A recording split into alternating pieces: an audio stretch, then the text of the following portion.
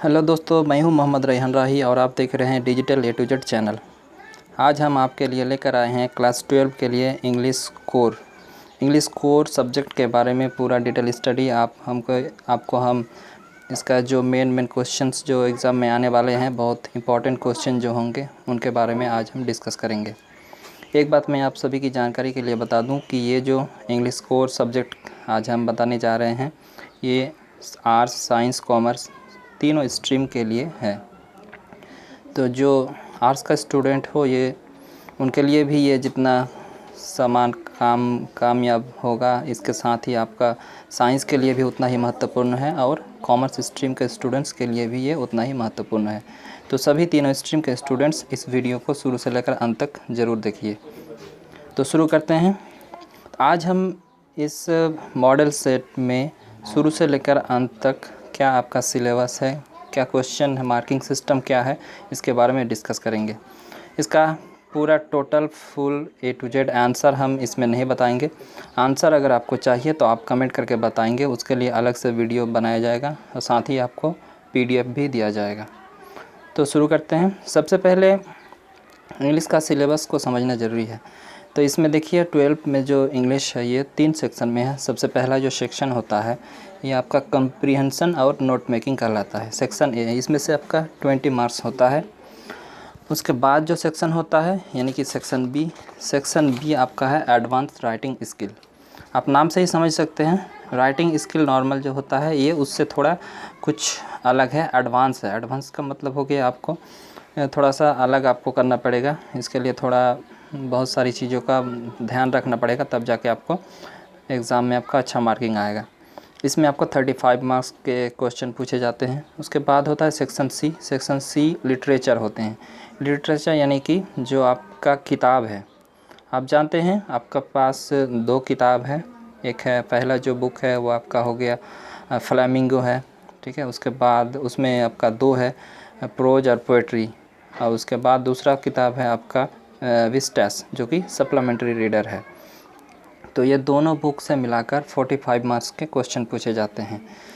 तो आप ये क्वेश्चन पैटर्न को आपको समझना ज़रूरी है कि किस में से कौन सा ये नंबरिंग कैसे होता है। आपको अच्छा स्कोरिंग करने के लिए समझना ज़रूरी है। तो ये आप मोटा मोटी तो ये आपका सेक्शन वाइज आप समझ गए।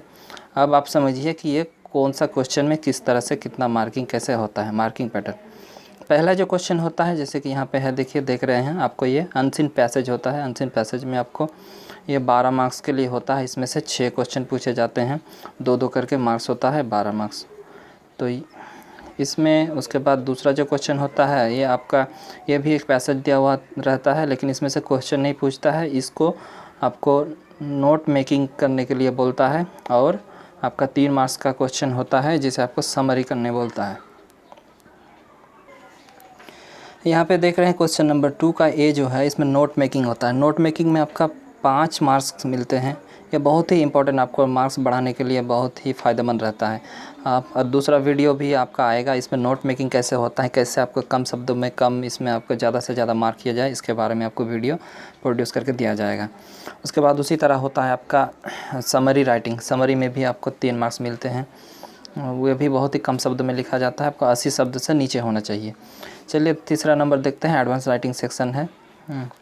अच्छा, ये 1 नंबर हम तो आपको पूरी तरह से डिस्कस करना भूल गए। चलिए थोड़ा सा डिस्कस कर देते हैं, ठीक है। तो ये जो 1 नंबर आप देख रहे हैं यहाँ पे क्या है, read the passage given below, answer the question that follow. Residents of the Bhirung Raut की गली five star Bismillah Khan was born on. देखिए ये जो पैसेज दिया हुआ है ये आपका शहनाई के जो उस्ताद बोले जाते हैं, भारत के बहुत ही बड़े शहनाई वादक थे, उनका नाम था, आप जानते होंगे, उस्ताद बिस्मिल्लाह खान। तो इनके बारे में यहाँ पे दिया हुआ है, उनका कब जन्म हुआ, कहाँ पे इनका मृत्यु हुआ, कहाँ पे रहते थे, क्या क्या इन्होंने काम किया है, ये म्यूजिक के क्षेत्र में इनका क्या योगदान है, तो ये सब इनके बारे में यहाँ पे दिया हुआ है, ठीक है।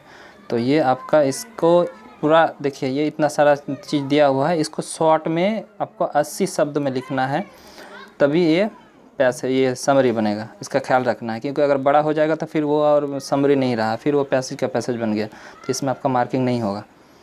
तो इसीलिए आपको शब्दों का बहुत ज़्यादा ध्यान रखना है। 80 शब्द से ज़्यादा किसी भी हाल में नहीं होना चाहिए। पहला जो है पैसेज 1 है। पैसेज 1 में जो क्वेश्चन पूछा जाएगा इसके बारे में थोड़ा सा डिस्कस करते हैं, देखते हैं। ये जो पैसेज दिया हुआ है, ये देख रहे हैं यहाँ पे टाइटैनिक के बारे में लिखा हुआ है। आप लोग शायद जानते होंगे कि टाइटैनिक क्या है। टाइटैनिक एक बहुत बड़ा जहाज़ बना था दुनिया में, एक ऐसा जहाज़, उस टाइम वो दुनिया का सबसे बड़ा जहाज़ था। और इस जहाज़ का बहुत बड़ा मतलब बहुत फेमस हुआ था, इसका बहुत सा कहानी वायरल हुआ है, इसके ऊपर बहुत सारा फिल्म भी रिलीज हुआ है। एक हॉलीवुड में एक फ़िल्म आया था टाइटैनिक नाम का ही, तो वो काफ़ी सुर्खियाँ बटोरा था।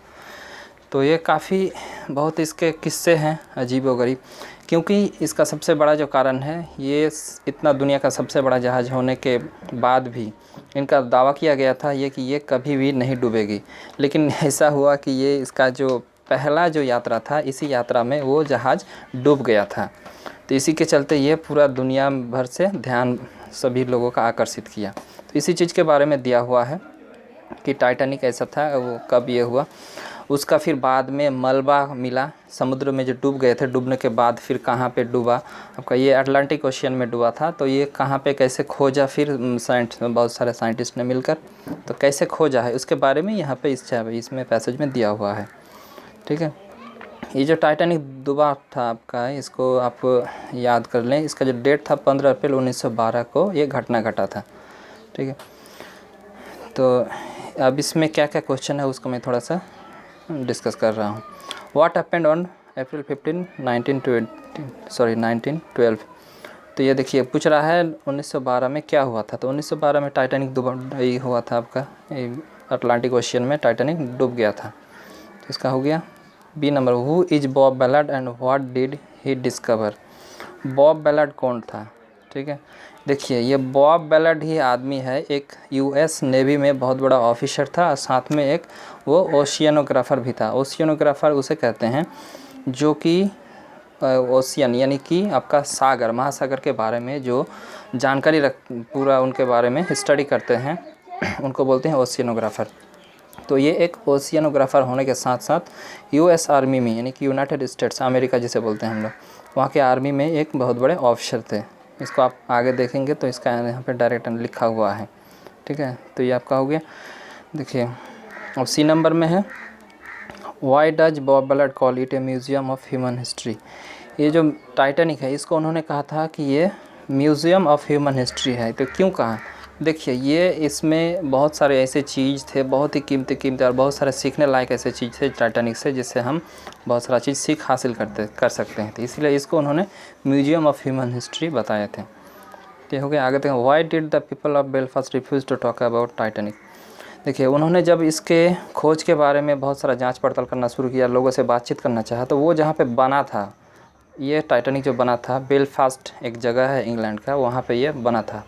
तो वहाँ पे जो लोग थे, काम कर रहे थे बनाने वाले में जो शामिल थे, तो उन लोगों से ये बात करने चाहे ये जो बॉब बैलार्ड थे, लेकिन उन्होंने बात करने से मना कर दिया। ठीक है, तो क्यों मना किया, क्योंकि ये देखिए इसका आंसर यही है कि टाइटैनिक जो हादसा हुआ इसमें बहुत सारे लोग, करीब आपका 1500 से भी ज़्यादा लोग मारे गए थे, उनमें वहाँ के भी लोग शामिल थे, इसलिए वो सब गुस्सा थे, इसलिए वो टाइटैनिक के बारे में कोई भी बात करता था तो उससे वो बात करना पसंद नहीं करता था। आगे देखते हैं, what did Ballard do as part of the 100th anniversary of the sinking of the Titanic. Titanic डूबने के 100 सालगिरह पर बॉब बैलार्ड ने क्या किया। देखिए 100 जब सालगिरह जब मनाया जा रहा था उसको डूबने का, तो उसका इसने बहुत सारा एक कार्यक्रम रखा था। ठीक है, तो ये उसका आंसर हो गया। उसके बाद देखते हैं, find the word from passage which means the same as. ये पैसेज में से एक यहाँ पे जो दिया हुआ है, ये एक फ्रेज है। ठीक है, फर्स्ट ऑफ इस काइंड, तो ये फ्रेज का सेम टू सेम मीनिंग वाला कोई शब्द होगा जो इस पैसेज में होगा। तो इसका क्या मीनिंग है आप यहाँ पे अगर ढूंढ लेंगे तो आपको पता चल जाएगा। ठीक है, इसका आंसर हम आपको बाद में बता देंगे। ठीक है, यहाँ से देखिएगा, एक एक करके ढूंढेंगे तो बहुत ज़्यादा ये लंबा हो जाएगा वीडियो, तो इसलिए आंसर के लिए आपको अलग से एक आंसर शीट दिया जाएगा, उसमें टोटल सब चीज़ रहेगा। इसमें थोड़ा खाली डिस्कस कर रहे हैं, आपको हम पूरा क्वेश्चन जो है वो अच्छी तरह से समझा रहे हैं। दूसरा है वेरी सॉलेम और सीरियस, ये भी आपका पारा 6 में है। देखिए यहाँ पे आपके लिए एक हिंट है, पैरा का मतलब होगा आपका पैराग्राफ। ये जो पैसेज है इसमें से बहुत सारा पैराग्राफ है, तो इसमें पैराग्राफ 5 में ही आपको मिल जाएगा, वहीं पे आप ढूंढिएगा, नहीं कि आप शुरू से पढ़िएगा इधर उधर पढ़िएगा, उसमें टाइम आपका वेस्ट होगा। तो जो पैराग्राफ आपको हिंट दिया हुआ है इसी के हिसाब से आपको वहाँ पर डायरेक्ट जाना है, आपको मिल जाएगा।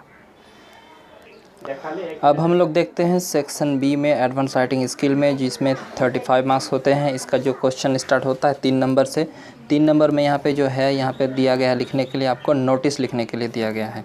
देखिए यहाँ पे 3 नंबर जो क्वेश्चन होता है इसमें आपका 3 नंबर की 3, 4, 5, 6 आप ये 4 क्वेश्चन रहता है सेक्शन बी में।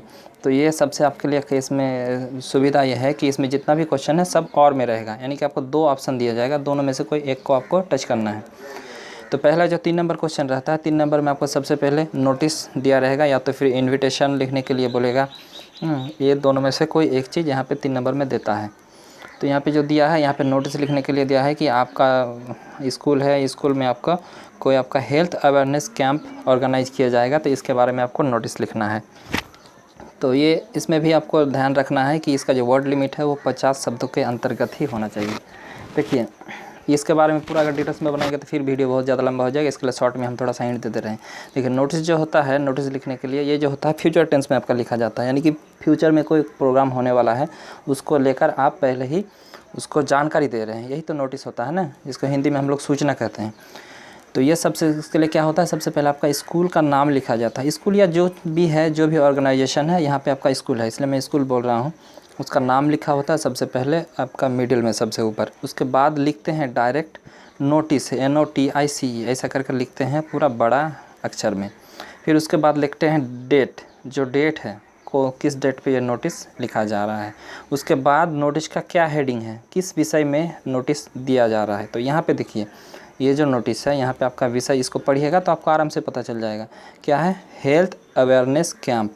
ठीक है, तो ये आपका सब्जेक्ट हो गया नोटिस का, ये लिख दिए। उसके बाद आपका बॉडी ऑफ द नोटिस आता है, यानी कि उसका बॉडी क्या है, क्या क्या चीज़ आपको इन्फॉर्मेशन देना है। तो उसमें आपका मेन चीज़ आपका जो है, आप कौन सा डेट में ये आपका कैंप होगा, ठीक है, कौन सा समय पे होगा और कौन सा जगह पे होगा, ये 3 चीज़ मेंशन करना बहुत ही अच्छा होता है। इसमें एग्जामिनर जो होता है उससे खुश होता है, आपका मार्किंग अच्छा गेन होने का संभावना रहता है।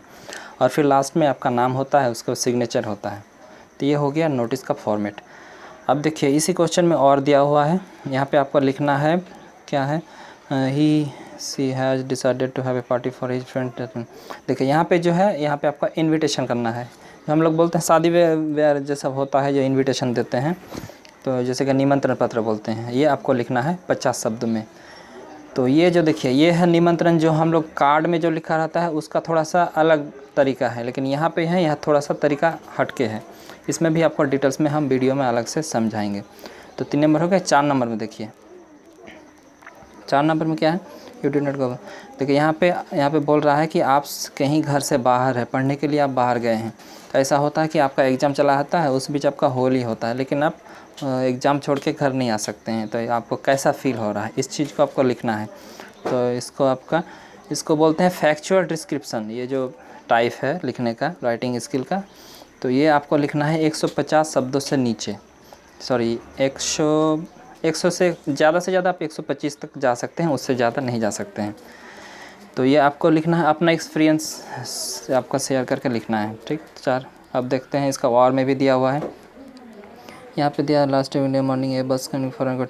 यहाँ पे एक घटना के बारे में बोला गया है। ठीक है, तो ये क्या होता है कि एक बस दुर्घटना हो जाता है, बहुत स्पीड में आता है, फिर वो दुर्घटना हो जाता है। तो बस तो ये जो आइए मान लीजिए कि आपने इसको देखा, ठीक है, तो ये घटना कैसे हुआ, कहाँ से, किसके साथ क्या, कितने लोगों को नुकसान हुआ, क्या उसके बाद क्या हुआ, लोगों को बचाने के लिए क्या किया गया, ये सब चीज़ को लिखते हुए इसको बोलते हैं रिपोर्ट राइटिंग, यानी कि जो चीज़ पास्ट में हो जाता है। देखिए नोटिस क्या था, आपका फ्यूचर में था, और ये जो है आपका पास्ट में है।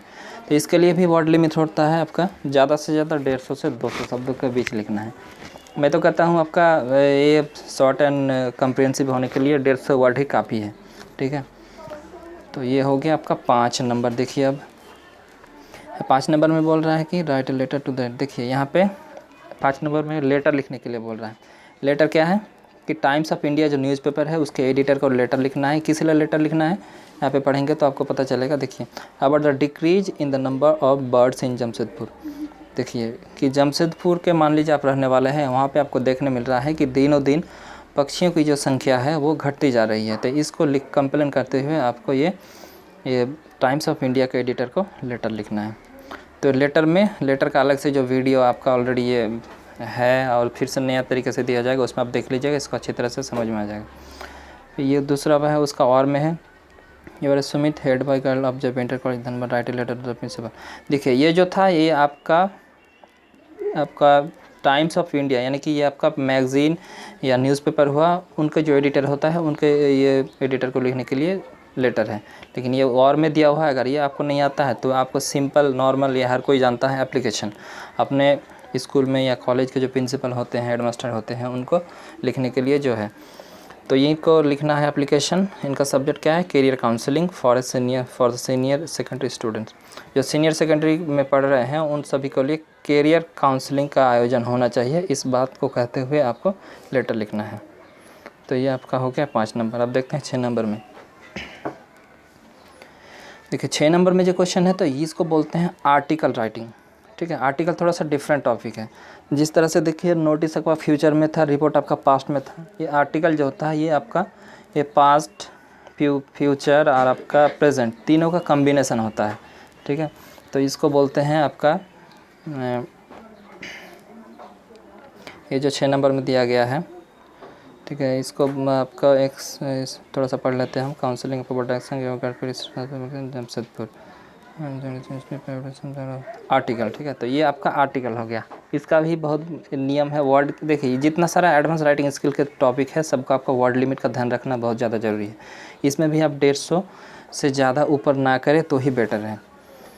तो आर्टिकल राइटिंग लिखना है। इसमें आपको क्या है कि एक मिनट, देखिए यहाँ पे एक समस्या बताया गया है। समस्या ये है कि फ़िलहाल जो है आप वहाँ पे आप मान लीजिए यहाँ पे जमशेदपुर में रह रहे हैं, आप जिस इलाके में रहते हैं वहाँ पे क्या हुआ है कि अभी जो है फ़िलहाल कोचिंग जो इंस्टीट्यूट है बहुत ज़्यादा मात्रा में खुल रहे हैं। इनका संख्या बहुत तेज़ी से बढ़ रहा है।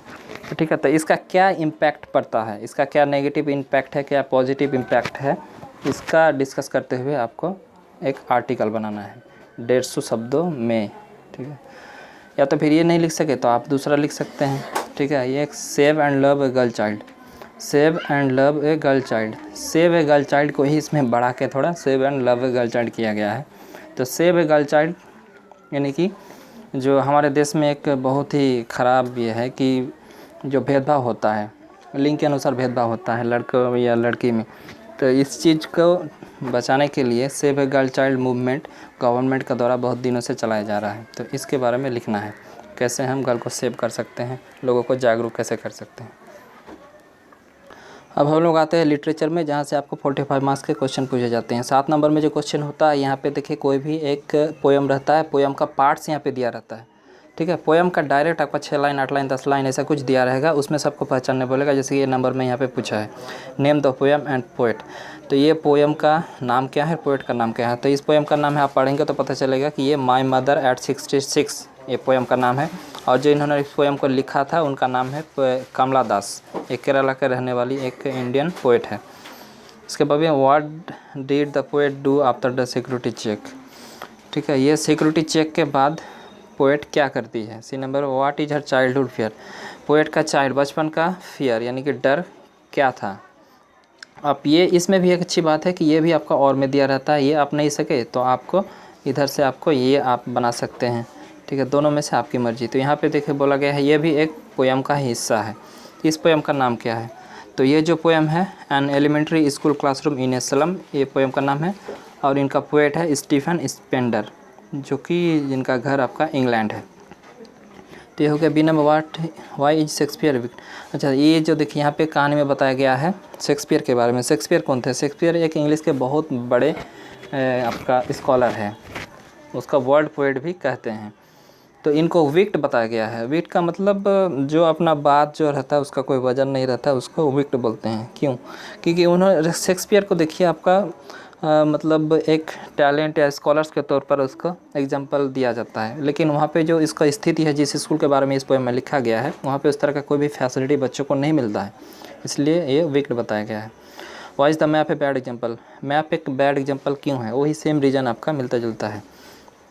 8 नंबर देखते हैं। 8 नंबर में है, देखिए यहाँ पे 35 वर्ड्स में आपको लिखना होता है, कोई आपका 3 लिखना है। यहाँ पे 4 क्वेश्चन दिया हुआ है, देखिए ABCD, इसमें से 3 ही को लिखना है। पहला क्वेश्चन है what were the things on the wall of the classroom, classroom के वॉल पे क्या क्या चीज़ चिपकाया गया था। What according to Pablo Neruda would be an exotic moment, exotic moment क्या है लेखक के आपका कवि के हिसाब से। देखिए यहाँ पे जो एक है आपका एक पोयम है आपका कि जिसमें बोलता है कि 1 से लेकर 12 तक गिनती करेंगे और पूरा दुनिया शांत हो जाएगा, तो यही एक एग्जोटिक मोमेंट है। Why is a thing of beauty joy for ever, joy for ever क्यों है ए थिंग ऑफ ब्यूटी, कोई भी सुंदरता वाली चीज़ क्यों है, तो ये हो गया। D number what was on इसके on sale on the roadside stand, roadside stand में कौन सा चीज़ बेचा जा रहा था, तो वहाँ पे बेसिकली गन्ने जो होते हैं और फ्रूट वेजिटेबल्स ये सब वहाँ पे बेचा जा रहा था।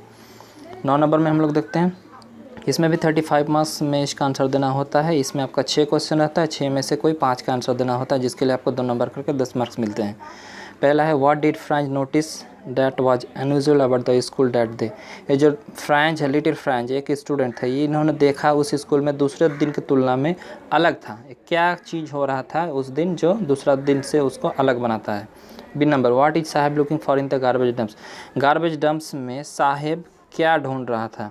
देखिए गार्बेज डम्प्स में साहेब क्या ढूंढता था, वो जो होता है ना कचरा बीनने का काम करता है, यही काम करता था साहेब, ठीक है।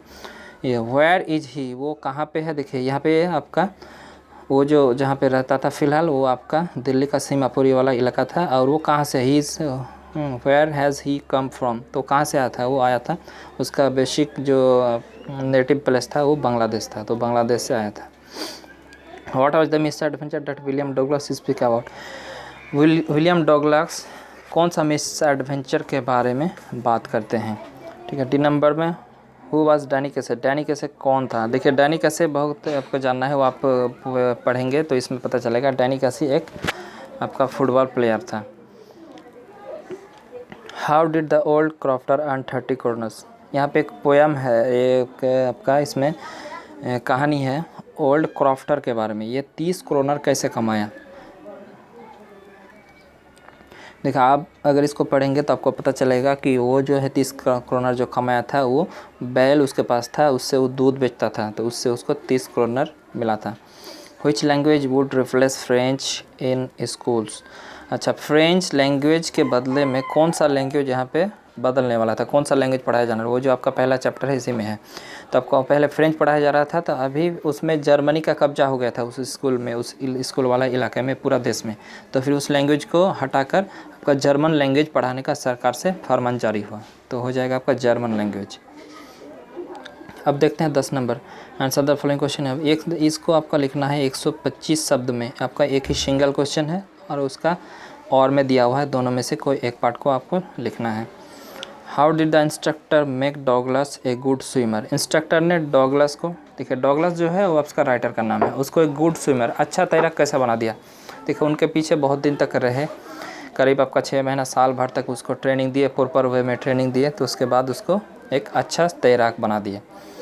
Y do you think Gandhi consider the Champaran episode to be a turning point in his life, आपको क्यों लगता है कि चंपारण में जो गांधी जी ठहरे हुए थे, ये जितना दिन तक ठहरे थे, ये ज़िंदगी का एक टर्निंग पॉइंट साबित हुआ था, क्यों। देखिए ये जो स्वतंत्रता का जो आंदोलन है, बेसिकली आप अगर देखा जाए तो गांधी जी के लाइफ में सबसे पहले ये यहीं से शुरुआत हुआ था, चंपारण से, इसीलिए इसको टर्निंग पॉइंट बोला गया है। अब 11 नंबर में है आपका सेम उसी तरह से आपका एक क्वेश्चन है, उसका और में दोनों में से कोई एक को लिखना है, इसको 100 वर्ड में लिखना है, इसके लिए 7 नंबर मिलते हैं। Who was the tiger, tiger king कौन था। How did he kill the 100 tiger, इसने 100वां टाइगर को कैसे मारा, ठीक है। तो ये टाइगर किंग देखिए एक मतलब किंग लिखा हुआ है, इसी से आप पहचान जाएंगे, इसका ट्रिक है कि देखिए यहाँ पे लिखा हुआ किंग, तो ये एक किंग था, किंग का मतलब राजा, तो उनको मतलब ऐसा था कि टाइगर का मतलब शिकार करने का शौक़ था, इन्होंने 100 टाइगर मारा था, इसलिए इसका नाम पड़ गया था टाइगर किंग, ठीक है। इन्होंने 100 टाइगर को कैसे मारा था, उसका कहानी है कैसे मारा था, जंगल में शिकार करने गया था और भी बहुत सारे, तो पूरा थोड़ा सा ये डिटेल्स में है। हाउ डिड द लिटिल बामा learn about untouchability and caste system. Little बामा, छोटा बामा, उसने उसको कैसे मालूम हुआ अनटचेबिलिटी ये और कास्ट सिस्टम। ये भारत में बहुत बुरी स्थिति है। कास्ट सिस्टम जो है, जाति वाला जो सिस्टम है, भेदभाव वाला लोग, ये कैसे उनको पता चला। अब 12 नंबर में है। 12 नंबर में आपका पास्ट क्वेश्चन है। 5 में से किसी 4 का लिखना, 2-2 करके नंबर मिलते हैं 8। 1 नंबर में हु आज डॉक्टर सदाव हॉकी। डॉक्टर सदाव हॉकी कौन था। What was Charlie's hobby. Charlie का हॉबी क्या था, उनको कौन सा काम करने में अच्छा लगता था। Where did he find Sam's letter. देखिए ये जो है उनको सैम्स का लेटर कहाँ से उनको मिला। How was Roger sunk skunk sad and miserable. Rogers क्यों दुखी था। How did the tiger king get his name. Tiger king को अपना नाम, ये जो टाइगर किंग नाम उनको मिला था, कैसे मिला था। हुआ जीत कलशा। जीत कलशा कौन था। तो देखिए ये आपका पूरा अगर डिटेल्स में इसका मीनिंग पूरा बताएंगे तो बहुत ज़्यादा, ऐसे तो वीडियो ऐसे ही लंबा हो गया। तो आप इसको, अगर आपको चाहिए इसका वीडियो में इसका आंसर चाहिए तो आप कमेंट करके बताइए, आपको अलग से PDF में दिया जाएगा। साथ ही आप इसका अगर, और आपका बहुत सारे इसके साथ साथ बहुत सारे ये है, इसका लिंक में दिया हुआ है, वहाँ सब लिंक चेक कर सकते हैं। अलग अलग विषय पर वीडियो दिया हुआ है। और अगर आपको इसका कोई परचेज करना चाहते हैं, आपके लिए फुल स्टडी मटेरियल है, तो आपका व्हाट्सअप लिंक दिया हुआ है, वहाँ पे क्लिक करके व्हाट्सअप ग्रुप में जोड़ के आप इसे हासिल कर सकते हैं। तो आज के लिए इतना ही, फिर मिलते हैं कि नए वीडियो में। Okay, thank you, bye.